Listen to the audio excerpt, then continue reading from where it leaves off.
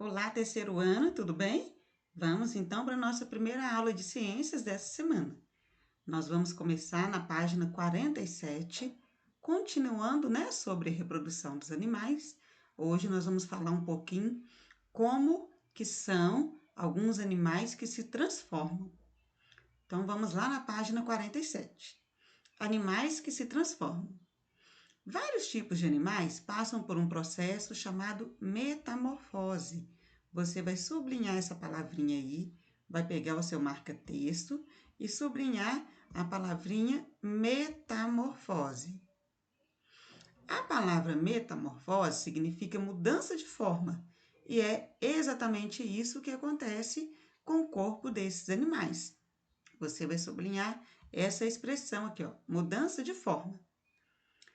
Alguns animais passam por grandes transformações em sua forma, desde o seu nascimento até a idade adulta, a ponto de os filhotes e adultos nem parecerem ser o mesmo tipo de animal. Então, alguns animais eles se transformam tanto que, se você for comparar este animal filhote com ele adulto, nem parece que é o mesmo animal, tamanha foi a transformação no corpo desse animal. Nesses casos, dizemos que houve a metamorfose completa, como é o caso, por exemplo, da borboleta, né? Porque da lagarta até a borboleta, nós vamos ver aqui que é uma metamorfose completa. Outros animais passam por pequenas transformações. Por isso, dizemos que ocorreu, então, a metamorfose incompleta. Vamos sublinhar aqui, olha. Metamorfose completa e metamorfose incompleta. Então, completa quando o animal se transforma todo, o corpo dele todo se transforma. E a metamorfose incompleta, o animal passa por pequenas modificações no decorrer da vida dele. Finalmente, alguns animais não têm mudanças significativas na forma e na estrutura do corpo. Nesse caso, o adulto é diferente dos filhotes, principalmente pela capacidade de se reproduzir, e tem maior tamanho, ou seja, o adulto só é maior do que o filhote, mas não houve grandes transformações na forma e aparência daquele animal. Dizemos que não apresentam metamorfose em seu desenvolvimento, ou seja, o adulto só é maior do que o filhote mesmo, mas é só isso, só é maior. Mas ele se parece com o filhote, só cresceu, tá bom? A questão 12. Considerando que você já sabe sobre a metamorfose, de acordo com o que lemos aqui agora, observe essas figuras de animais no nascimento, na fase juvenil e na fase adulta. Então, olha aqui. O primeiro aqui, olha, a traça, ela quando nasceu, o período aqui da fase juvenil, né? E a fase adulta. Aqui nós temos o besouro, olha aqui ele filhote, e ele adulto. E aqui são as etapas de transformações pelas quais ele passou. Mudou, né? E, gente, olha aqui a diferença na imagem 3. Aqui é a lagarta no galho, até se transformar em uma linda borboleta, que é o chamado metamorfose completa. Aí vamos lá na página 48. O primeiro exemplo é de uma traça do livro. São animais pequenininhos, quando fica muito livros juntos, guardado em um lugar, pode dar essa traça. O segundo de um barbeiro e o terceiro de uma borboleta. Eu falei besouro, né? É barbeiro aqui o segundo, tá bom? É um barbeiro.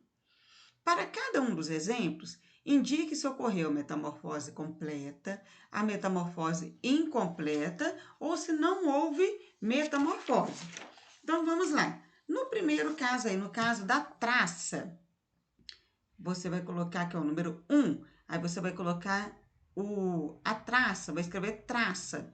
Não houve metamorfose. Ou pode escrever sem metamorfose. Então, aqui coloca traça igual. Não houve metamorfose. Tá bom? Ela só cresceu. Olha lá para você observar. Só cresceu, o animal só cresceu, mas não houve metamorfose. Então, número 1, sem metamorfose. O número 2, o barbeiro. Metamorfose incompleta. Porque ele desenvolveu, olha aqui. Desenvolveu, por exemplo, as asas. Aqui não tinha. E aqui ele já está com as asinhas, olha. Então, aqui, metamorfose incompleta. Olha como o filhote é diferente do animal adulto. Por exemplo, pelo desenvolvimento das asas. Então, metamorfose incompleta. E o 3, você vai colocar aí, borboleta, metamorfose completa, completíssima, né, gente? Olha aí, as grandes transformações pelas quais a lagarta passou até se tornar borboleta. Então, número 3, você vai colocar metamorfose completa. Então, vamos recapitular aqui. Número 1, sem metamorfose, as traças, ela só cresceu de tamanho. Número 2, o barbeiro, metamorfose incompleta, que apareceu as asas. E número 3, a borboleta, metamorfose completa. Né? Grandes transformações aconteceram. Podemos perceber que as traças do livro, assim como nós humanos, não sofrem metamorfose, apenas crescem e ficam prontas para reproduzir. Nós, seres humanos, nós não sofremos metamorfose no nosso corpo, não. Nós apenas crescemos em estatura, ou seja, crescemos de tamanho e ficamos prontos, né, com os órgãos internos para se reproduzir. Embora seja comum pensar que o nosso corpo tem sofrido grandes mudanças desde o nascimento, essas mudanças se referem mais ao crescimento dos órgãos, né? Que a professora falou aqui agora, do que a transformação na estrutura e na forma do corpo. Ou seja, os meus órgãos se preparam à medida que eu vou crescendo para eu estar apta para reproduzir, mas não sofro metamorfose. Os meus órgãos que vão se modificando para o processo da reprodução. Desde que nasce, os seres humanos possuem, em geral, a mesma estrutura: 2 braços, 2 mãos, 2 pernas, 2 pés, um nariz, uma boca, 5 dedos em cada mão e cada pé. A gente não passa por metamorfose, não vai nascendo mais dedos, mais olhos, mais orelhas, não, né? A gente continua da mesma forma. Já os barbeiros, vemos que ocorreu uma mudança importante na forma, pois os adultos possuem asas. Olha, o que nós falamos agora há pouco, né? O filhote do barbeiro e o animal adulto. Os adultos possuem asas e os jovens não.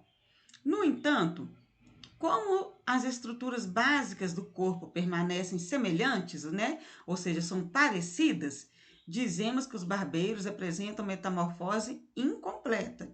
Ou seja, ele continua parecendo com o barbeiro, o filhote e o adulto. A diferença é que o adulto possui asas e o filhote não.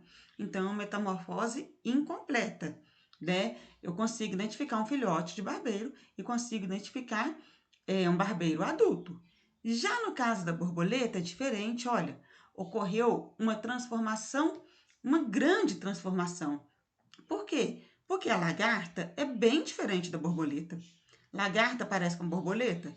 Nem a estrutura, o formato do corpo dela, né? Que é alongado e da borboleta já tem aquelas asas abertas, não é? Para acontecer essa mudança, o animal passa um tempo no casulo, né? Que é onde ele vai estar se preparando para transformar em borboleta. Essa transformação é chamada de metamorfose completa e ocorre também com quê? Com os mosquitos, por exemplo.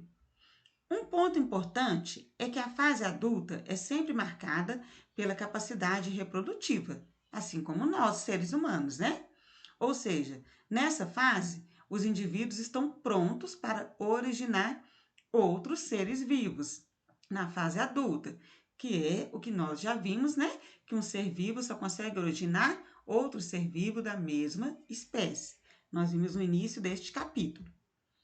Na página 49, tem este QR Code aí para você dar uma olhadinha depois sobre o processo da metamorfose completa de uma borboleta. Aí aqui você vai poder observar este processo completinho, tá bom?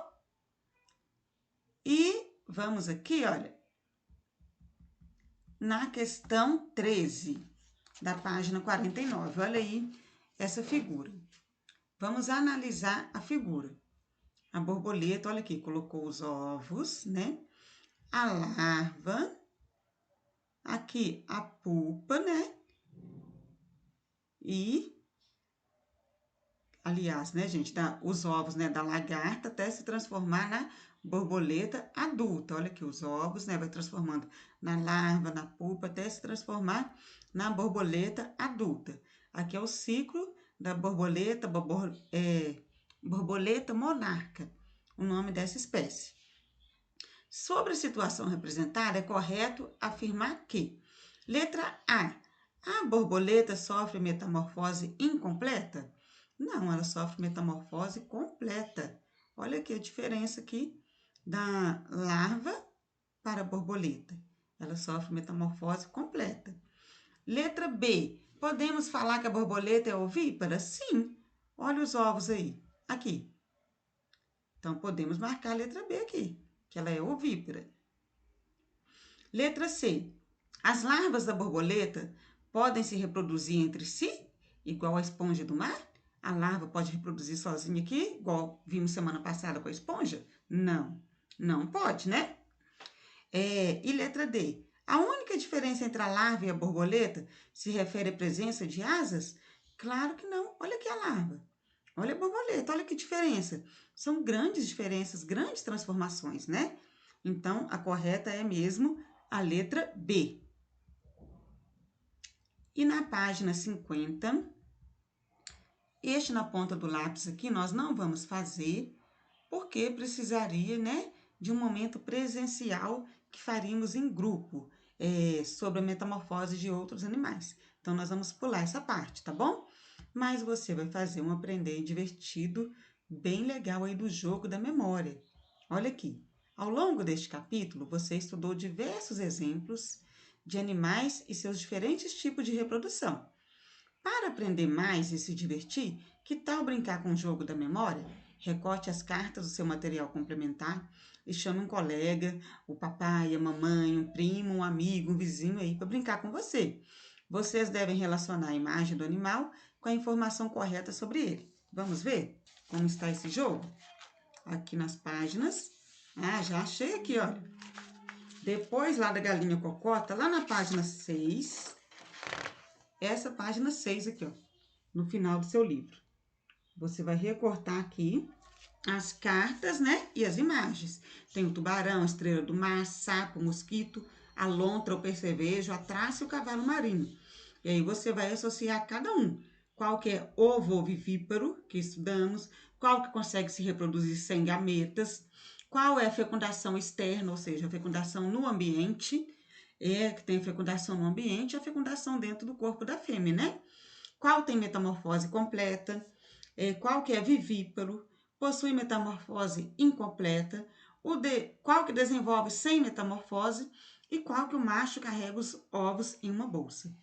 Então, você vai recortar aqui a página 6 do seu livro, destacar essa página, recortar as imagens e os quadrinhos aí com as instruções. E bom jogo, boa diversão aí em família, tá bom? Beijinhos, gente. Vocês querem dar tchau pra Maru? Ela está bem aqui, ó, prestando bastante atenção em nossa aula, tá bom? Prontinha? Sempre prontinha, prestando bastante atenção para tirar as dúvidas. Tchau, turminha. Tchau, até mais.